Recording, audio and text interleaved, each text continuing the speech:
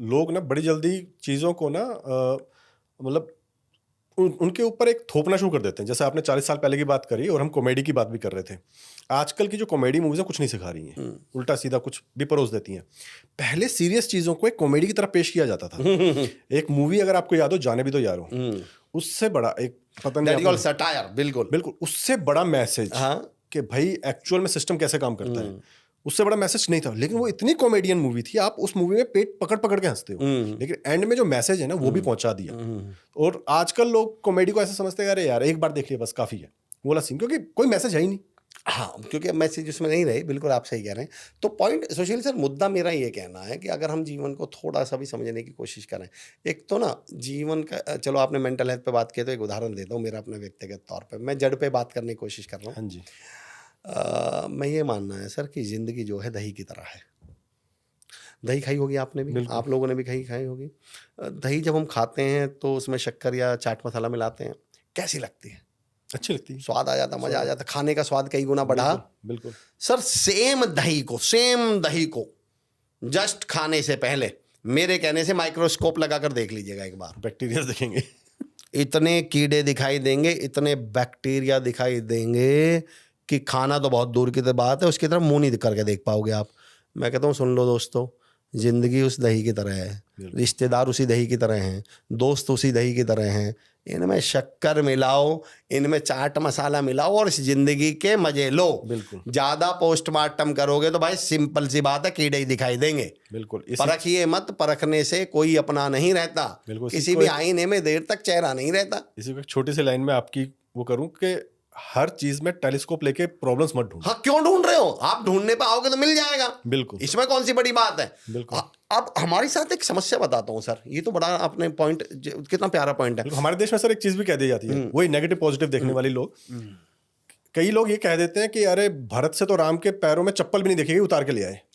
वो तो वही देखने का नजरिया। मैं भी आपको एक रिसेंट एग्जांपल देता हूँ, मैंने बड़ा अच्छा लगा। एक साहब ने दीपक की स्पेलिंग लिखी, जो ढूंढने वाला तो पता नहीं क्या ढूंढ लेगा। हाँ जी। तो उन्होंने लिखा DEEPAK। तो एक साहब बोले कि भाई स्पेलिंग गलत है।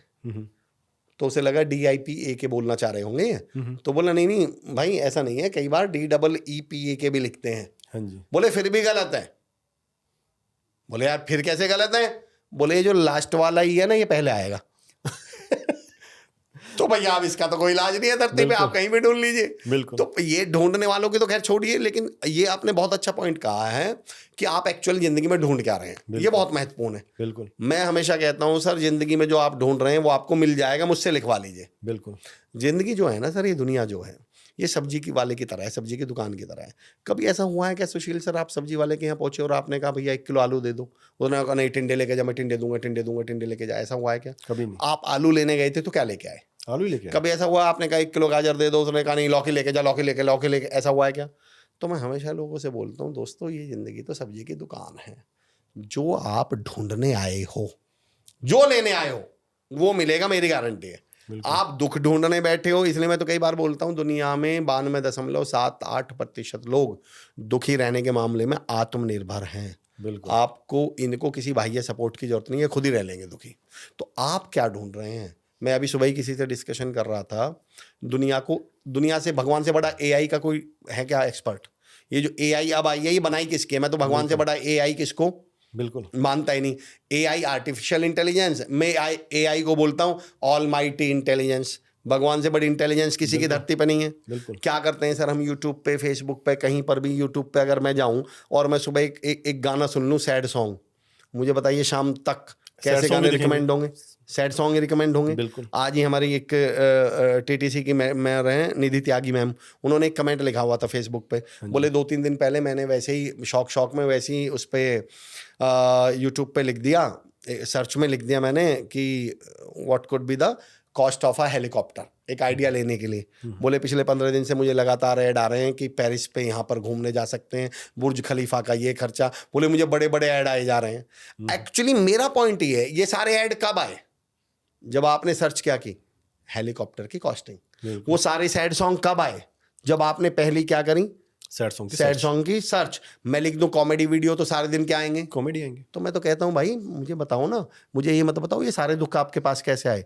मैं बताता हूँ कैसे आए, क्योंकि आपने पहली सर्च में क्या डाला था, दुख। जब आप घर से दुख ढूंढने निकलोगे, दुनिया तो ऐसी है, पहले भी ऐसी थी, आपके लिए भी ऐसी है, मेरे लिए भी ऐसी है।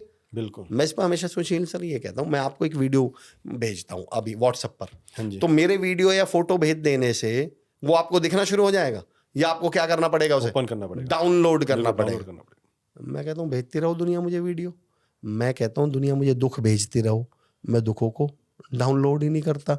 एक्चुअली आपके पास भी 2 वीडियो आए थे, एक दुख का, एक सुख का। आपने दुख वाला डाउनलोड कर लिया, सुख वाला डाउनलोड ही नहीं किया। उसका कारण बताता हूँ, जो मज़ा दुखी रहने में और जो मज़ा रोने में है